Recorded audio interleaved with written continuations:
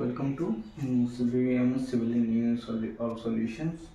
और अब हम लोग देखेंगे इंजीनियरिंग मैकेनिक्स का टॉपिक जो है सेंट्रॉइड्स क्या होता है, सेंटर ऑफ ग्रेविटी क्या होता है, सेंटर ऑफ मास क्या है, इसके बारे में। बेसिकली हम लोग इंजीनियरिंग मैकेनिक्स में जो ज़्यादातर यूज करेंगे वो सेंट्रॉइड्स यूज करेंगे और सेंटर ऑफ ग्रेविटी को यूज करेंगे।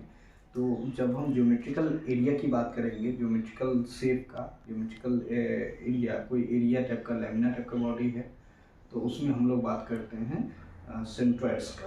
और वो सेंट्रॉइड्स का जो है कई जगह हम लोग जो है आगे जो है सोम में स्ट्रेंथ ऑफ मटेरियल, स्ट्रक्चर, ये सब में, सब सब्जेक्ट में लगभग इसका यूज होता है। इसलिए ये बेसिक कंसेप्ट यहाँ पे क्लियर होना ज़्यादा ज़रूरी है। तो चलिए आज हम लोग यही एक जो बेसिक कंसेप्ट जो है इंजीनियरिंग मैकेनिक्स का पार्ट है, उसी को जो है हम लोग आज डिस्कशन करेंगे। और देखिए, जैसे अब अगर देखें तो सेंट्रॉइड्स और सेंटर ऑफ ग्रेविटी जो पढ़ना है, तो सबसे पहले एक टर्म होता है जो हम लोग पढ़ते हैं पहले इसमें फिजिक्स में पढ़ते हैं, जो 11th-12th के साइंस में पढ़ते हैं, सेंटर ऑफ मास। ठीक है, जो हम लोग पढ़ के आते हैं क्या, सेंटर ऑफ मास पढ़ के आते हैं। ठीक है, बाद में हम जो है सेंटर ऑफ ग्रेविटी भी पढ़ते हैं, सेंट्रॉइड्स भी पढ़ते हैं।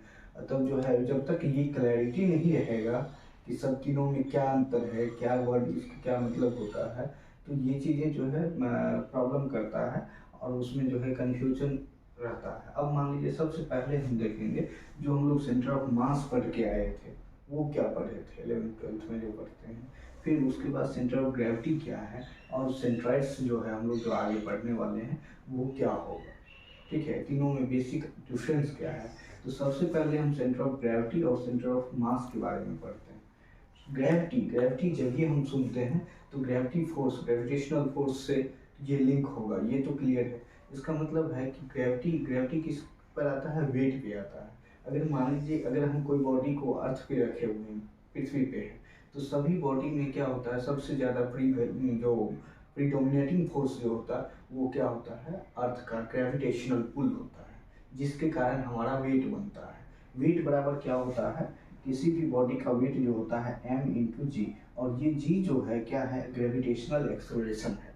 ठीक है, और यही अगर हम अर्थ की बात करें तो यहाँ पे g का वैल्यू जो है हम लोग लिखते हैं 9.8 मीटर पर सेकेंड स्क्वायर। ठीक है, तो ये जो है ये g यहाँ के लिए है, अर्थ के लिए है ग्रेविटेशनल। लेकिन अगर यही जो पुल होगा, अगर हम मून पे चल जाएंगे तो ये g का वैल्यू क्या होगा, अलग होगा। ठीक है, या फिर अगर हम जो ही धरती से दूर बढ़ेंगे और चांद के नज़दीक जाएंगे, चंद्रमा के नज़दीक जाएंगे, तो उसका जो है जी का वैल्यू क्या होगा, इसका इफेक्ट घटते जाएगा। अर्थ का जो है हम पर जो खींचता है, जो जिस फोर्स से पुल लगाता है, वो जो है घटते जाएगा, जिस कारण से वो जी का वैल्यू भी चेंज होते जाएगा, अर्थात उसका जो है वेट चेंज होते जाएगा। ठीक है, वेट चेंज होगा और उस आधार पे जो है सेंटर, जब चंद्रमा पे चल जाएंगे तो हमारा जो है 1/6 हो जाएगा वेट, लेकिन मास चेंज नहीं होगा। ये ध्यान रखना है, ये जो मास जो होता है, ये मास बॉडी का जो है यही जो है कांस्टेंट रहेगा, चाहे वो हम चंद्रमा पे चल जाए या फिर कहीं और चल जाए, किसी भी ग्रह पे जाए, किसी भी प्लानिट पे जाएंगे, ये मास हमारा चेंज नहीं होगा, लेकिन ये जी चेंज होगा। तो आपको समझ में आ गया होगा, जब ये हम सेंटर ऑफ ग्रेविटी कह रहे हैं तो ग्रेविटी इसका मतलब ग्रेविटेशनल पुल, और अर्थात ये जो है वेट से संबंधित है। इसका मतलब किसी अगर कोई बड़ा बॉडी है तो उस बड़ा बॉडी का जो सेंटर, मान के चलिए जहाँ पे हम जो है इस पृथ्वी पे, अभी अगर पृथ्वी पे रहेंगे तो उस पॉइंट को अगर हम ढूंढ लेंगे तो वहाँ पे जो है किसी भी बॉडी को, उसको जो है इक्विलिब्रियम बैलेंस कर सकते हैं एक उंगली पे। ठीक है, सिर्फ सेंटर ऑफ मास अगर हमको मिल जाए तो वो ऐसे ही जो है, जैसे अर्थ का सेंटर ऑफ मास कहा गया था कि अगर हम पता कर लेंगे तो उसको एक उंगली से उठा सकते हैं। ठीक है, वेट बहुत ज़्यादा होता है, लेकिन अर्थ के सेंटर ऑफ मास ढूंढने में ही जो है बहुत दिक्कत है। ठीक है, उसके लिए चलिए वो हटाइए। तो वेट समझिए, अगर वेट ऑफ बॉडी किसी एक पॉइंट के अबाउट जो कंसेंट्रेट माना जाता है, वो माना जाता है किसके, ये सेंटर ऑफ ग्रेविटी के अबाउट। तो सेंटर ऑफ ग्रेविटी वो इमेजिनरी पॉइंट है जहाँ पे माना जाता है कि उस बॉडी का पूरा वेट जो है उसी पॉइंट पे कंसंट्रेटेड होगा, ठीक है। उसका जो है वेट कंसंट्रेटेड हो। वेट ध्यान रखना है, ये वेट और मास दोनों अलग टर्म है, ठीक है। वेट हमारा फोर्स होता है, सॉरी वेट जो है फोर्स चीज है, फोर्स है, और वो क्या है, एक वेक्टर क्वांटिटी है। और मास क्या है, स्केलर क्वांटिटी है। इवन की फिजिकल क्वांटिटी बहुत ही बेसिक जो फिजिकल क्वांटिटी है वो मास है। और मास जो है, मास उसमें चेंज नहीं होने वाला है, ठीक है।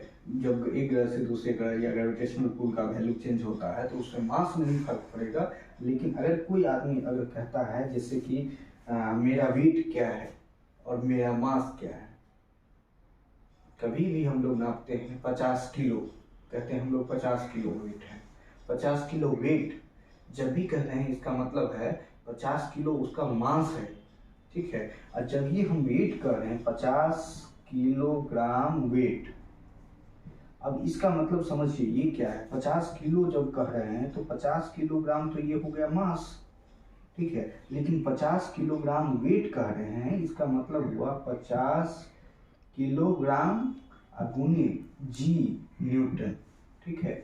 ये समझिए इतना किलोग्राम मास है और जी से गुना करेंगे तब ये अर्थ का जो है हमारा वेट, जी का वैल्यू अगर अप्रोक्सीमेट 10 मान ले तो ये हुआ हमारा 500 न्यूटन। अगर हमारा 500 न्यूटन, ये 50 केजी वेट को ही क्या कहेंगे हम, 500 न्यूटन। मेरा वेट कितना है, 500 न्यूटन है, जिसको हम 50 केजी वेट कहेंगे।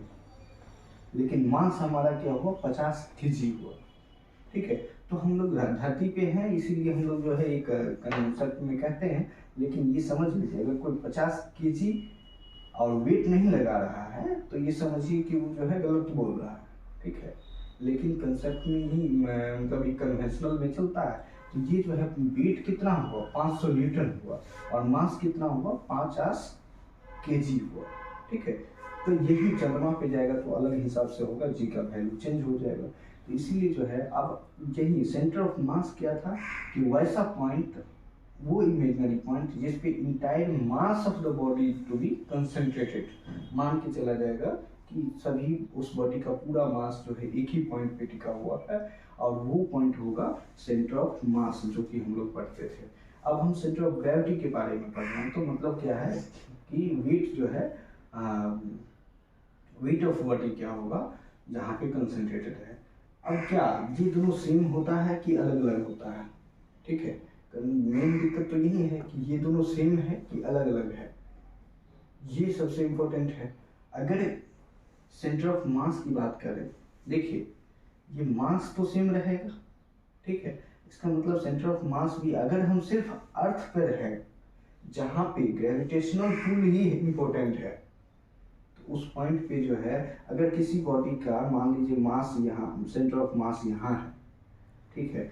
तो इस बॉडी को, ये सॉलिड बॉडी है, ठीक है। तो सेंटर ऑफ मास अगर यहाँ है तो इसका जो है ग्रेविटी भी अर्थ पर ही है। अगर चंद्रमा कोई फोर्स नहीं लगा रहा है, बहुत ही कम है, तो दोनों क्या होगा, सेम होगा। सेंटर ऑफ मास भी वही होगा और सेंटर ऑफ ग्रेविटी भी क्या होगा, सेम पॉइंट पे होगा। लेकिन जब ये दूसरा ग्रह के नज़दीक जाएंगे तो उसमें क्या होगा, इफेक्ट उसका बढ़ने लगेगा, और ये जो है सेंटर ऑफ ग्रेविटी शिफ्ट करेगा, वो बदलेगा, लेकिन सेंटर ऑफ मास नहीं बदलेगा। तो अंतर समझ में आ गया होगा कि ये जो है सेंटर ऑफ मास और सेंटर ऑफ ग्रेविटी में, लेकिन हम अर्थ पे हैं तो सेंटर ऑफ मास और सेंटर ऑफ ग्रेविटी जो है वो जहाँ पे हमारा, मान के अभी हम आगे मान के चलेंगे कि ये दोनों जो है सेम पॉइंट पे होगा, ठीक है। क्योंकि मास सेम रहेगा और जी भी हम मान के चलेंगे 9.8 या जो 9.81 है तो वो दिया रहेगा, तो वो मान के चलेंगे सेम है। इसीलिए जो है ये अभी दोनों जो है एक ही ग्रह पे जब है, इसी पृथ्वी पर की बात करेंगे तो ये जो है सेम होगा, ठीक है। अब अगर हम बात करते हैं सेंट्रॉइड्स क्या है, ठीक है। आई होप जो इसमें जो है अंतर आपको समझ में आ गया होगा सेंटर ऑफ मास और सेंटर ऑफ ग्रेविटी में। अब अगर हम बात करें सेंट्रॉइड्स क्या होता है, तो सेंट्रॉइड्स जो होता है ना, ये ज्योमेट्रिकल फिगर की बात करते हैं। इसमें जो है ज्योमेट्रिकल फिगर का हम लोग मानते हैं कि उसमें अगर हम डेंसिटी को अगर अलग अलग हो सकता है, अगर डेंसिटी अलग अलग होता है और मास जो है, तो मास क्या होगा, चेंज हो जाएगा, ठीक है। लेकिन आप अगर एक किसी बॉडी को लैमिना मान लीजिए, ये लैमिना है जो कि एरिया है, ज्योमेट्रिकल एरिया, ये क्या है, सर्कुलर है या अलग अलग शेप के हो सकते हैं। तो इसका मान लीजिए कि ज्योमेट्रिकल एरिया का जो सेंटर ऑफ ग्रेविटी होगा, ज्योमेट्रिकल एरिया का, इसमें मान के चल रहे हैं कि उसका थिकनेस भी सेम होगा और उसका जो है जो डेंसिटी है वो भी सेम होगा। अगर डेंसिटी सेम हो गया तो सेंटर ऑफ मास के बराबर हो जाएगा। अगर ग्रेविटी फोर्स भी सेम हो गया, जी भी सेम हो गया, तो वो सेंटर ऑफ ग्रेविटी के बराबर होगा, ठीक है। तो वो सेंट्रॉइड्स हो गया ज्योमेट्रिकल फिगर का, किसी लैमिना का, किसी जो है टू डायमेंशनल बॉडी का। जो टू डायमेंशनल जब रहेगा, एरिया हो गया, तो एरिया का जो है वो जो सेंटर होगा वो कहलाएगा क्या, सेंट्रॉइड्स। तो एरिया का जो ज्योमेट्रिकल सेंटर होगा उसी को हम लोग क्या बोलेंगे, ये सेंट्रॉइड्स बोलेंगे, ठीक है। तो ये ज्योमेट्रिकल सेंटर या फिर कहें तो सेंटर ऑफ ज्योमेट्रिकल, अगर फिगर किसी को देखते हैं, ज्योमेट्रिकल फिगर कैसा है, आइदर वो रेक्टेंगुलर है, सर्कुलर है, तो जिस शेप में हो, तो उसका जो सेंटर होगा वो कहलाएगा आपको। उस केस में अगर आपका थिकनेस सेम हो गया, तो इसका मतलब है थिकनेस सेम हो गया और डेंसिटी सेम हो गया, तो वो सेंटर ऑफ मास के बराबर हो जाएगा। अगर एक ही ग्रह पे है तो सेंटर ऑफ ग्रेविटी के भी बराबर हो जाएगा, ठीक है। तो अगर अलग अलग ग्रह पे है तो ये अलग हो जाएगा, या ग्रेविटेशनल पुल कम हो रहा है धीरे धीरे, वो बढ़ेगा तो उसका शिफ्ट करेगा। लेकिन सेंटर ऑफ मास अगर डेंसिटी सेम है तो ये सेंटर ऑफ मास के बराबर हो जाएगा और थिकनेस भी सेम होना चाहिए, मतलब वॉल्यूम भी सेम होना चाहिए तब, ठीक है। तो सेंट्रॉइड्स मतलब समझिए ज्योमेट्रिकल एरिया का जो है सेंटर जो होता है उसको हम लोग क्या बोलते हैं, जहाँ ये सेंट्रॉइड्स बोलते हैं। तो चलिए अब अगर हम इस बॉडी के लिए बात करें कि, तो सेंट्रॉइड्स समझ गए। अब बेसिक अंतर समझ में आ गया, लेकिन तरीका अब हम जो है इसी के आधार पे निकालेंगे और उसको जो है कैसे निकालने का तरीका होगा वो हम लोग देखते हैं। जैसे कि अगर ये फिगर देखें,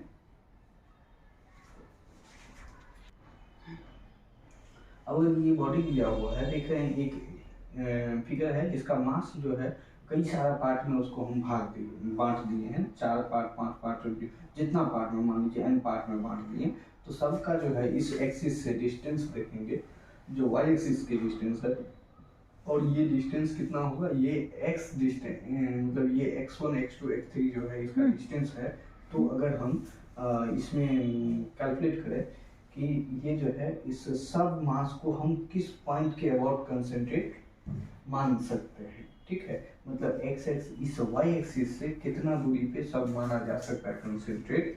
तो वो निकालने के लिए अगर सिंपल आप देखिएगा तो r मान लीजिए एक इसका टोटल वेट है, सबका वेट है, तो r बराबर आपको क्या हो जाएगा, ये जो r है वो होगा W1 plus W2 plus W3 और प्लस प्लस प्लस प्लस ये जो है Wn तक है। मतलब r जो है आपका क्या है, टोटल वेट, रिजल्टेंट वेट जो है उसका क्या होगा। अगर हम वेट के टर्म में ले रहे हैं तो डेंसिटी अभी हम मान के चल रहे हैं सेंटर ऑफ ग्रेविटी के टर्म में, तो ये जो है सब क्या होगा नीचे की ओर है, और वो जो है वेट इसका जो है x1 डिस्टेंस x2 डिस्टेंस इसका जो है इस y एक्सिस से कितना दूरी पे है, तो सबका ये आ गया। अब देखिए हम वेरिएंस थ्योरम देखे हैं कि इस रिजल्टेंट के कारण जो मोमेंट होगा, ठीक है, वही होगा जो अगर हम इंडिविजुअल के कारण मोमेंट लेंगे, तो इंडिविजुअल के कारण मोमेंट लेंगे उसको जोड़ेंगे, वो जो है इक्वल टू होगा हमारा क्या, तो रिजल्टेंट के कारण जो मोमेंट लेंगे, ठीक है। तो वही चीज हम लोग यहाँ पे अप्लाई करेंगे।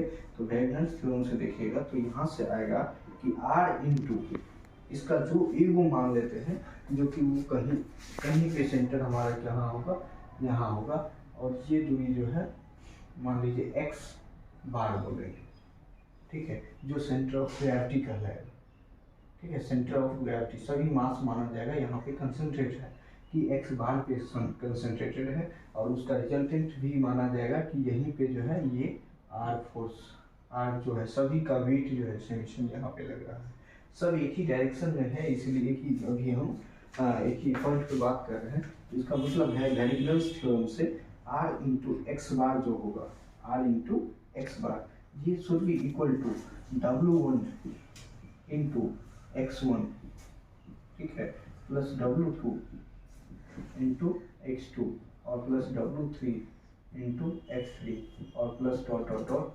Wn into xn। तो इसका मतलब वैरिगेल्स थ्योरम जब लगाएंगे तो ये चीज़ जो है इक्वल होना चाहिए, ठीक है। और ये वैरिगेल्स प्रिंसिपल से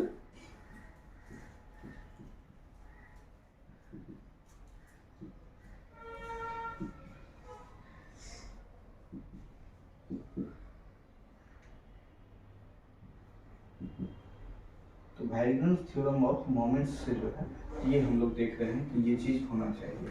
इसका मतलब जो x बार होगा, ये जो x बार होगा वो क्या होगा, W1 x1 W1 into x1 plus W2 into x2 plus W3 into x3 और प्लस प्लस प्लस ये Wn इंटू xn, और ये जो है बट्टे में क्या होगा r, तो ये सब का समेशन है ही, तो ये जो है r लिखें या फिर W1, तो W1 plus W2 plus W3 और प्लस Wn। तो ये जो है हमको क्या आया, सेंटर ऑफ ग्रेविटी का ये जो है फॉर्मूला है। अगर वन डायरेक्शनल में देखेंगे, लेंथ वाइज देखेंगे, तो अगर इसी में टू डायमेंशनल होगा तो उसी तरह से जो है वाई एक्सिस के डायरेक्शन में भी हम लोग देख लेंगे कि इसी तरह से वाई बार यहाँ हो जाएगा, तो ये जो है वाई एक्स एक्सिस से जो डिस्टेंस होगा वो लेते चल जाएंगे, तो ये भी जो है आपका मिल जाएगा, ठीक है। तो एक्स बार का वैल्यू ये आया।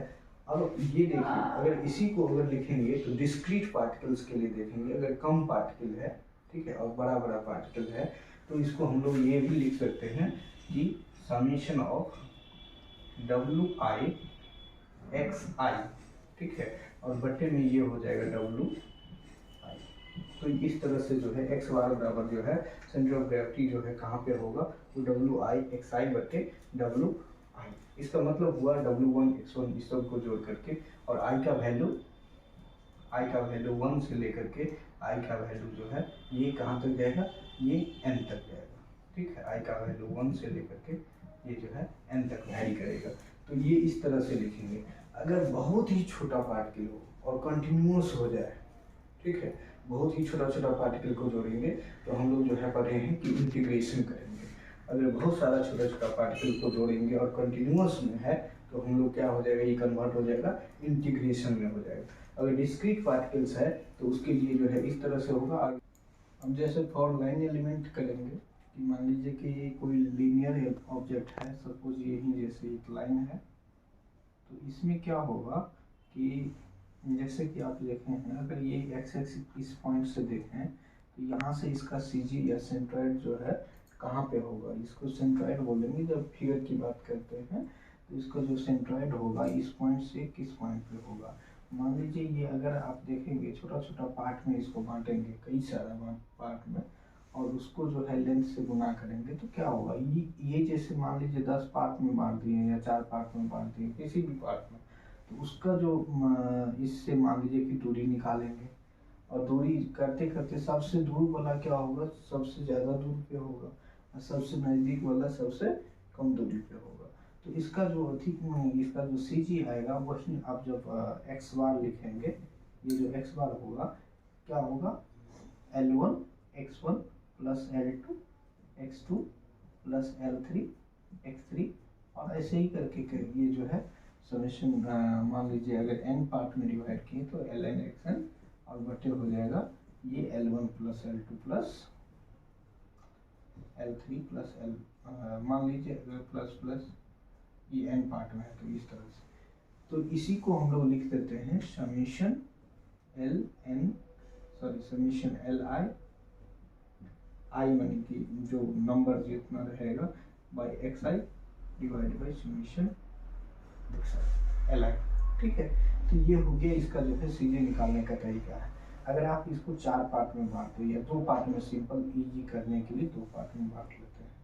तो 2 पार्ट में जब ये करेंगे तो 2 पार्ट में इसका जो है ये हो गया L1 L/2 और ये भी क्या हो गया L/2, ठीक है। फिर इसका जो है यहाँ से CG से जो है इसका यहाँ CG मान करके इसको करेंगे। तो ऐसे ही छोटा छोटा जोड़ करके अगर कंटिन्यूअस एलिमेंट है तो उसको इंटीग्रेशन करना पड़ता है। अगर हम कई सारा पार्ट में इसको मान लीजिए बांट दिए, तो कई सारा पार्ट में मान लीजिए ये x डिस्टेंस पे है और इसका जो विड्थ है वो dx है, ठीक है। विड्थ क्या है? dx है।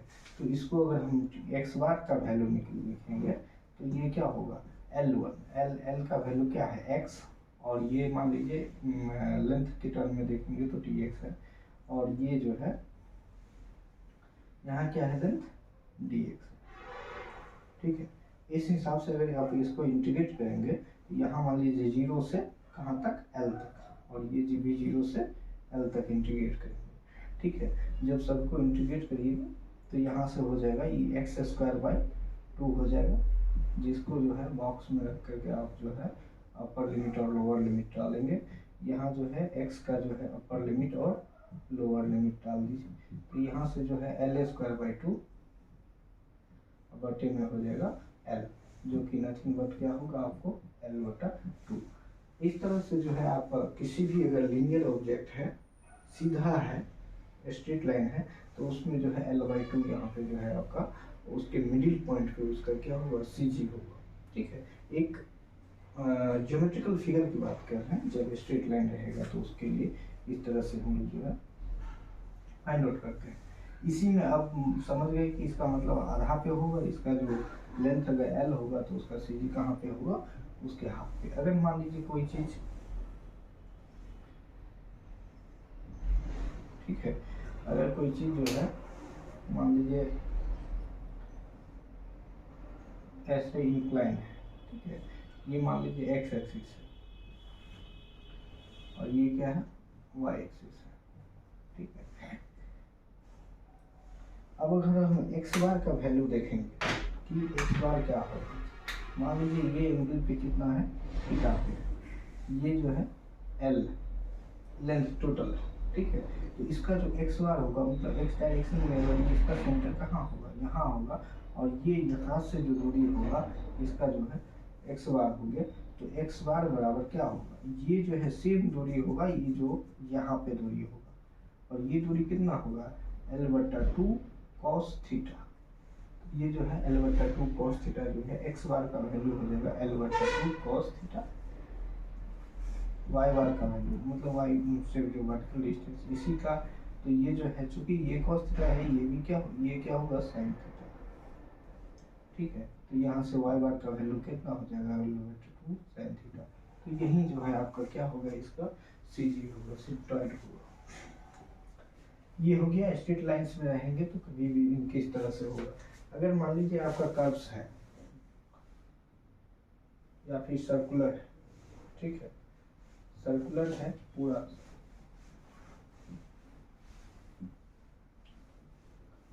ठीक है, सर्कुलर है, अगर मान लीजिए तो इसका जो है मान लीजिए यहाँ से जो है अगर ये x एक्सिस है और ये क्या है y एक्सिस है, ठीक है।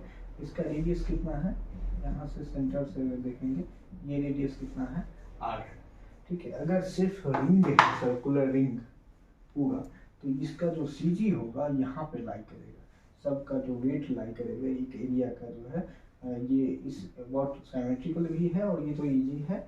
इसको अगर आप प्रूव करना चाहते हैं तो उसके लिए भी तरीका है कि उसको जो है हम लोग प्रूव कर सकते हैं, वो एक हम सेमी सर्कुलर का दिखाएंगे, उसी के आधार पे आप जो है कर सकते हैं।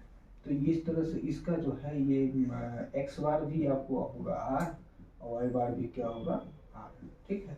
ये जो कि ये मतलब ये x बार ये डिस्टेंस हो गया और y बार जो है ये डिस्टेंस हो गया, जो कि इसका सेंट्रोइड जो है इस तरह से सिर्फ रिंग वाइड है, ठीक है, सर्कुलर वाइड है। अब इसी में यहाँ तक तो इजी था, अगर मान लीजिए इसमें सेमी सर्कुलर हो जाएगा, ठीक है, सेमी सर्कुलर टाइप का हो जाएगा, अलग अलग शेप हो जाएगा। तो अभी जो है सिर्फ हम वाई की बात कर रहे हैं, एक लीनियर ऑब्जेक्ट की बात कर रहे हैं। तो ये लीनियर ऑब्जेक्ट्स जो है जितना भी लीनियर वाला है सब लीनियर के लिए बता रहे हैं, ठीक है। उसके बाद सेफ वाला भी देखेंगे। तो ये हो गया कि लीनियर के केस में ये आपको है। फिर मान लीजिए इसी में अगर इस तरह से हो, सेमी सर्कुलर,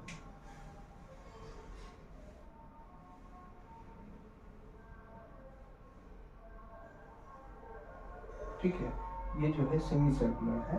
अगर ये सेमी सर्कुलर है तो इसका जो है ये वाइड है सेमी सर्कुलर, ठीक है। आपको फाइंड आउट करना है कि इसका जो है CG कहाँ पे। अब CG अगर सिमेट्रिकल है तो हम डायरेक्टली भी कह सकते हैं कि इसी लाइन पे कहीं होगा, ठीक है। लेकिन उस लाइन पे होगा तो कहाँ होगा, मान लीजिए अब जैसे ये सेमी सर्कुलर है तो इसका अगर मान लीजिए वाई डायरेक्शन में जो है इसका CG कहाँ होगा, एक्स डायरेक्शन में भी देख लेंगे, लेकिन अभी मान लीजिए वाई डायरेक्शन में देखना चाह रहे हैं तो इसमें जो है वाई बार क्या होगा।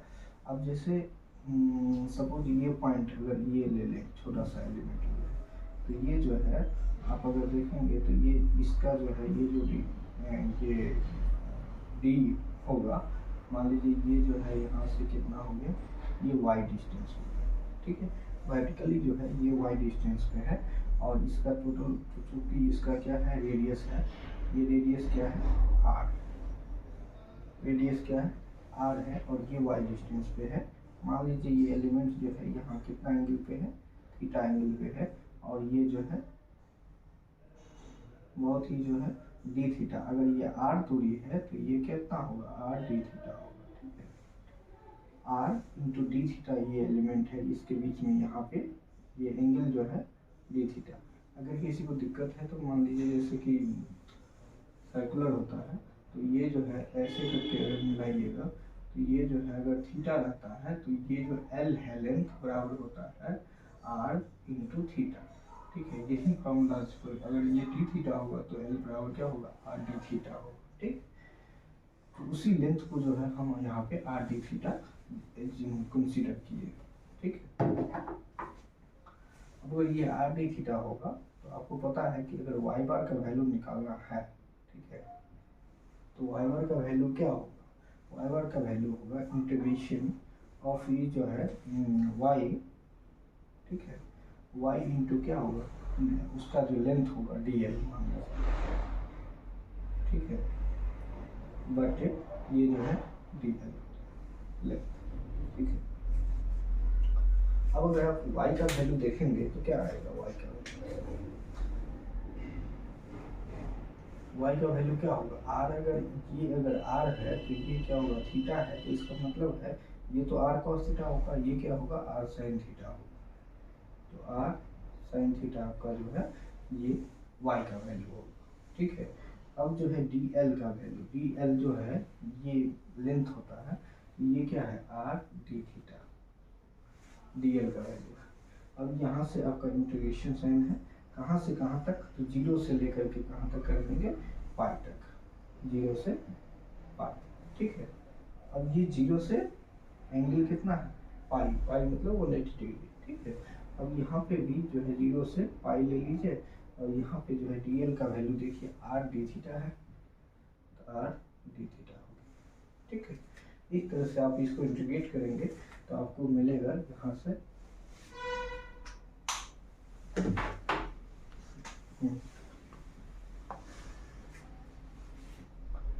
जीरो और ये जो है यहाँ पाई है, इसको जो है r स्क्वायर हो जाएगा और साइन थीटा डी थीटा हो जाएगा, ठीक है, डिवाइड बाय हो जाएगा जीरो से पाई r डी थीटा, ठीक है। इसी को अगर आप करेंगे आर आर तो कैंसिल ही हो जाएगा, एक बच जाएगा, आर आर बाहर हो जाएगा और यहाँ से जो है आर साइन थीटा का इंटीग्रेशन होता है कॉस, साइन थीटा का इंटीग्रेशन क्या हो जाएगा माइनस कॉस थीटा, ठीक है। क्या होता है माइनस कॉस थीटा और इसका जो है जीरो से पाई तक, बट इंटीग्रेशन इसका जो वैल्यू निकालेंगे आर तो कैंसिल हो गया है, डी थीटा तो पाई माइनस जीरो यही हो गया।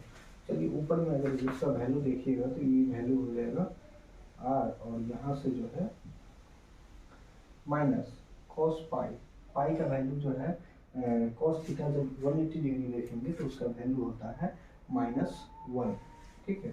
तो माइनस और ये भी वैल्यू कितना हुआ -1, ठीक है। उसमें जो है माइनस और माइनस माइनस क्या हो गया प्लस, और cos 0 का वैल्यू कितना होता है 1, ठीक है। और बटे में कितना हो गया पाई, ठीक है। इसका मतलब है माइनस माइनस प्लस ये हो जाएगा आपको 2r बटे पाई। तो ये जो है आपको क्या है 2r बटे पाई होता है। और यही 2r बटे पाई इसका मतलब है कि y का वैल्यू जो है ये जो है यहाँ से यहाँ पे होगा, और ये जो वैल्यू होगा ये डिस्टेंस 2r बटे पाई, जो सेमी सर्कुलर आर्च के लिए जो 2r बटे पाई बोलते हैं वो यही है, 2r बटे पाई पे आपका जो है वैल्यू आता है, ठीक है। ये तो हो गया सेमी सर्कुलर के लिए। अगर आप चाहें तो जेनरलाइज भी कर सकते हैं कि कितना, अगर हम ये थीटा मान लीजिए कि 180 डिग्री नहीं होकर के अगर अल्फा है, सिर्फ अल्फा एंगल पे है, तब उसका क्या होगा वो निकाल लीजिएगा, तो आप सबके लिए जो है एक जगह बना सकते हैं, ठीक है। तो चलिए उसके लिए भी देख लेते हैं, लेकिन अभी तत्काल ये समझिए इसका हो गया। अब इसी में मान लीजिए ये है,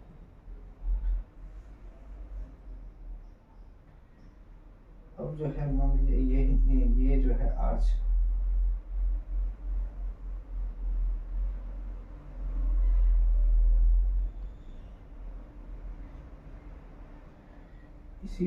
उसी में अगर मान लीजिए आप अल्फा तक ले जाएं, ठीक है, उसी में सेम प्रॉब्लम, उसी को जो है 0 से हम अल्फा तक ले जाते हैं, तो y बार और अल्फा एंगल के लिए होगा, ठीक है। तो ये जो है यहाँ से हो जाएगा 0 से,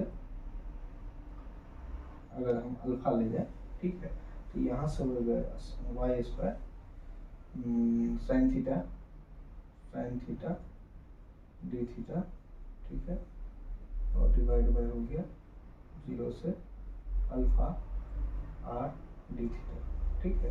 इस तरह से आर कैंसिल हो गया, यहीं पे जो है माइनस कॉस थीटा हो जाएगा, और आर यहाँ पे हो जाएगा माइनस कॉस थीटा, ठीक है, 0 से अल्फा बटे में एंगल हो गया 0 से अल्फा, तो ये मान लीजिए आर तो कैंसिल ही हो गया, तो ये डायरेक्टली आपको अल्फा माइनस 0 हो जाएगा, जो कि अल्फा ही होगा, ठीक है। अब इसके बाद अगर आप देखते हैं तो यहाँ पे होगा आर, और यहाँ से हो गया माइनस कॉस अल्फा, ठीक है, माइनस कॉस अल्फा हो गया, और उसके बाद जो है आप यहाँ से 0 अगर रख सकते हैं कॉस का वैल्यू, तो ये हो जाएगा माइनस और कॉस 0 का वैल्यू कितना होता है 1 होता है, ठीक है।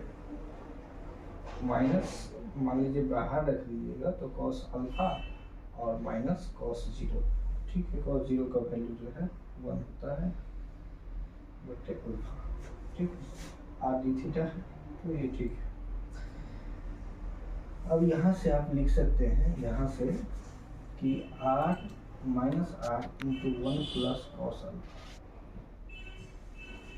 ओके, एक चीज और, माइनस कॉस अल्फा माइनस 1, तो प्लस 1 होगा यहाँ, तो यहाँ से जो है अगर आप कॉस ये इसको लिखेंगे तो ये लिख सकते हैं 1 माइनस कॉस अल्फा, ठीक है, और बटे में क्या हो गया अल्फा, तो r into 1 minus cos alpha बटे में अल्फा होगा।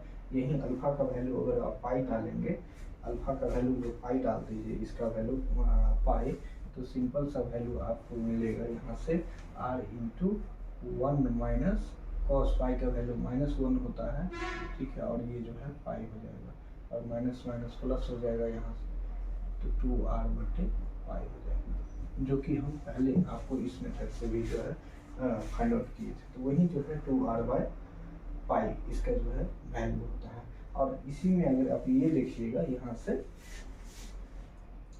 वाई बार को ये भी लिख सकते हैं कि r और 1 माइनस जो कॉस अल्फा होता है 2 साइन स्क्वायर अल्फा बाई 2 भी होता है, 2 साइन स्क्वायर अल्फा बाई 2 होता है, ठीक है, बटे अल्फा। अब देखिए ये जब ये आप अल्फा बाई ये इसको अगर डायरेक्टली आप लिखेंगे 2r sine square alpha by 2 by alpha, ठीक है। यही जो है आपको क्या है, एक जनरलाइज इक्वेशन है। इसी को अगर आप एक ट्रायंगल पे देखें, ठीक है, कि अगर जो है सिर्फ 90 डिग्री तक होगा तब उसका वैल्यू क्या होगा, ये भी निकाल सकते हैं कि 90 डिग्री मतलब सिर्फ एक जो है आर्च हो इस तरह का, ठीक है। अगर इस तरह का होगा तो क्या होगा, मान लीजिए इसको लिख करके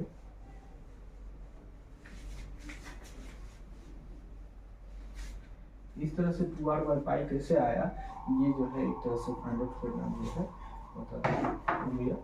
इसी में अगर मान लीजिए कि सेमी सर्कुलर क्वाड्रेंट है, एक सिर्फ जो है क्वाड्रेंट है, 0 से जो है 90 डिग्री है, तो अल्फा का वैल्यू कितना होगा वहाँ पे, अल्फा का वैल्यू अगर 90 डिग्री डाल दें तो क्या होगा, अल्फा का वैल्यू 90 डिग्री कर दें या पाई बाई 2 कर दें, ठीक है, दोनों सेम चीज़ है। तो यहाँ पे जब भी आप अगर डालिएगा तो वाई बार का वैल्यू मतलब वाई बार यहाँ से जो वर्टिकल हाइट पे डिस्टेंस, यहाँ से कितने इसके सी जी का जो डिस्टेंस होगा, ये डिस्टेंस कितना होगा ये फाइंड आउट करना है। तो ये जो वाई बार होगा सिंपल से फाइंड आउट कर सकते हैं 2r और साइन स्क्वायर इसका पाई बाई, यहाँ से आपको जो है साइन स्क्वायर और ये जो है पाई बाई 4 हो जाएगा, ठीक है, और डिवाइड बाई जो है पाई बाई 2 हो जाएगा, ठीक है। 2 ऊपर चल जाएगा, आपको जो है 4 4r बट्टी पाई तो है ही। अब ये जो है आप जानते हैं कि जो है साइन पाई बाई 4 यानी साइन 45 डिग्री और साइन 45 डिग्री का वैल्यू 1/√2 होता है, इसका मतलब 1/√2 का क्या करेंगे, होल स्क्वायर करेंगे, ठीक है, 1/√2 का होल स्क्वायर जो कि 1/2 होगा, तो जो है 2r/5। इस तरह से आप देख रहे हैं कि इस केस में भी जो है आप ये हाइट कितना पे होगा, 2r/5 पे, ठीक है। तो ये हो गया कि आपको जब लीनियर है तब, ठीक है।